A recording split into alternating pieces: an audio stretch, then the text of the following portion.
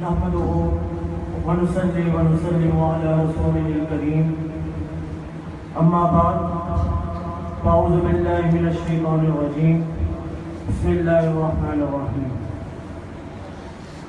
فيها يفرق كل امر حكيم صدق الله مولانا العظيم ان الله وملائكته يصلون على النبي يا أيها الذين آمنوا صلوا عليه وسلموا تسليما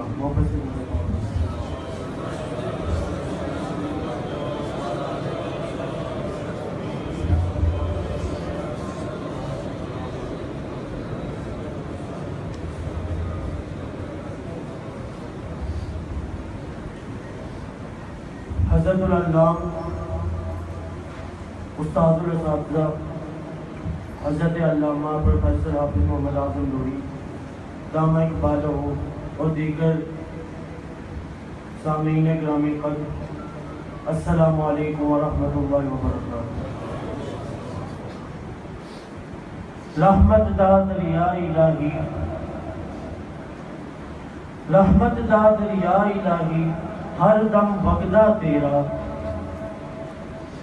رحمت دا دریا الہی ہر دم بغدہ تیرا، جے ایک قطرہ بخشے مینوں کم بن جاندا میرا۔ عدل کرے تے تھر تھر کمبن اچھیاں شانہ والے، عدل کرے تے تھر تھر کمبن اچھیاں شانہ والے، فضل کرے تے بخشے جاون میں ورگے ہوں کارے۔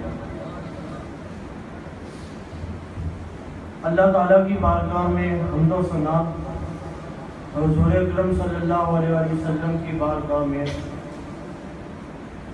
درود و سلام کے بعد آج جس موضوع پر مجھے لب کشائی کا موقع ملا، اس موضوع سخن کا نام ہے فضائل شب برات۔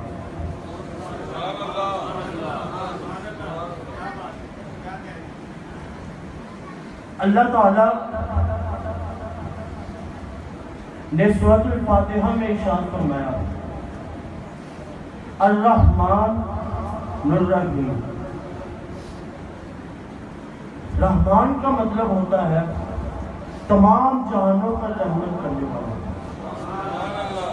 رحمان کا مطلب ہوتا ہے تمام جہانوں پر رحمت کرنے والا، چاہے وہ کفار ہو، چاہے وہ مشرکین ہو، چاہے وہ جو کچھ بھی ہو، رحمان کا مطلب ہوتا ہے تمام جہانوں پر رحمت کرنے والا، اور رحیم کا مطلب ہوتا ہے حضور صلی اللہ علیہ وسلم کی امت پر رحم کرنے والا۔ قرآن پاک میں رحمان کا لفظ 57 بار استعمال ہوا۔ قرآن پاک میں رحمان کا لفظ 57 بار استعمال ہوا، لیکن اسی قرآن پاک میں رحیم کا لفظ 114 بار استعمال ہوا۔ اللہ تعالیٰ نے رحمان کا لفظ 57 بار استعمال کیا، رحیم کا لفظ 114 بار استعمال کیا۔ اللہ تعالیٰ بتانا کیا چاہتا ہے؟ اللہ تعالیٰ وقت صرف اتنا بتانا چاہتا ہے کہ جتنا مہربان میں پوری کائنات میں ہوں، اس سے ڈبل مہربان میں حضور کی امت پر ہوں، اس سے ڈبل مہربان میں حضور کی امت پر ہوں۔ حضور صلی اللہ علیہ وسلم نے ارشاد فرمایا شعبان شہری، شعبان میرا مہینہ ہے، شعبان میرا مہینہ ہے، ورمضان شہر اللہ، اور رمضان اللہ کا مہینہ ہے۔ حضور صلی اللہ علیہ وسلم صحابہ کرام میں بیٹھے ہیں، حضور صلی اللہ علیہ وسلم نے صحابہ کو بتایا کہ 15ویں شعبان کی رات کو اللہ تعالیٰ کے حضور میں یہ فیصلے کیے جاتے ہیں کہ کس کو کتنا رزق دینا ہے، کس کو کب موت آئے گی، ہر ایک کی تقدیر لکھ دی جاتی ہے۔ لوگ زمین پر یہ منصوبے بنا رہے ہوتے ہیں کہ ہم فلاں کام کریں گے، ہم فلاں کام کریں گے، ہم اپنے بیٹے کی شادی کریں گے، ہم اپنی بیٹی کو رخصت کریں گے، لیکن ان کو یہ معلوم نہیں ہوتا کہ ان کا نام مردوں کی فہرست میں آ چکا ہے۔ رزق کس کو کتنا دینا ہے تقدیر میں لکھ دیا جاتا ہے۔ اگر انسان 15ویں شعبان کی رات اللہ کے حضور گڑ گڑا کر سچے دل سے توبہ کرے، سچے دل سے معافی مانگے، تو جو اللہ نے اس کی تقدیر میں لکھ دیا ہوتا ہے اس کو بدل دیتا ہے، اور جو نہیں لکھ دیا ہوتا اس کو لکھ دیتا ہے۔ یمحو اللہ ما یشاء ویثبت، جب وہ چاہے تو مٹا دیتا ہے اور جب وہ چاہے تو لکھ دیتا ہے۔ حضور اکرم صلی اللہ علیہ وسلم نے ارشاد فرمایا 5 راتیں ایسی ہیں کہ ان راتوں میں انسان جو بھی کوئی دعا مانگتا ہے رد نہیں ہوتا۔ ان میں سے 2 راتیں میں آپ کے سامنے بیان کرنا چاہتا ہوں۔ ایک رات شب برات کی رات اور دوسری رات، ایک رات تو شب برات کی رات ہے اور دوسری رات جمعہ رات اور جمعے کی درمیانی رات ہے۔ اکثر لوگ جمعہ رات اور جمعہ کی درمیانی رات عیش و عشرت میں گزارتے ہیں۔ ان کو یہ معلوم ہی نہیں ہوتا کہ ہر ہفتے میں ان کو یہ رات دی جاتی ہے تاکہ وہ اللہ تعالیٰ سے سچے دل سے معافی مانگے، سچے دل سے توبہ کرے۔ ہم اس رات کو چغل خوری، کینہ، بغض اور عداوت کے اندر گزار دیتے ہیں۔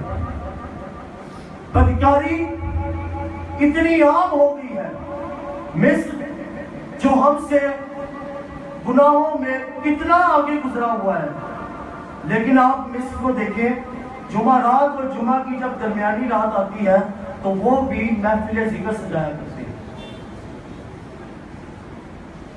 میں جہاں پر پڑھتا ہوں وہاں پر بھی جمعہ رات اور جمعہ کی درمیانی رات کو محفل ذکر سجتا ہے۔ 2 گھنٹے کی محفل ہوتی ہے اور دونوں گھنٹوں کی محفل کے اندر نعت تھوڑی پڑھی جاتی ہے، اللہ کا ذکر زیادہ کیا جاتا ہے۔ فقط دل میں یہ آرزو ہوتی ہے کہ کس کی دعا کی بدولت انسان کی خطائیں معاف ہو جائیں، اللہ تعالیٰ کس کی دعا سن دے، کس کی مغفرت فرما دے۔ یہ رات بزرگان دین فرماتے ہیں کہ جس نے شعبان المعظم کے مہینے میں محنت اور ریاضت کر لی، اللہ کو منا لیا، تو رمضان کا مہینہ وہ کامیابی سے پالے گا۔ رمضان کے مہینے میں اس کو برکتیں، رحمتیں آسانی سے ملتی ہیں۔ بنی اسرائیل کا واقعہ، 2 آدمی تھے، ایک آدمی بڑا نیکوکار تھا اور دوسرا آدمی بہت ہی گناہ گار تھا۔ ہر روز نیکوکار گناہ گار کو سمجھاتا تھا کہ یہ گناہ نہ کرو، یہ گناہ نہ کرو، یہ گناہ نہ کرو، لیکن وہ نہیں سنتا اور صرف اتنا کہتا تھا کہ یہ میرا اور اللہ کا معاملہ ہے، تم بیچ میں کون ہوتے ہو۔ ایک رات اس نیکوکار نے دیکھا کہ وہ کبیرہ گناہ کر رہا ہے، وہ کبیرہ گناہ کر رہا ہے۔ نیکوکار اپنی نیکیوں کے تکبر میں آ گیا اور کہنے لگا کہ اللہ تیری توبہ کبھی قبول نہیں کرے گا۔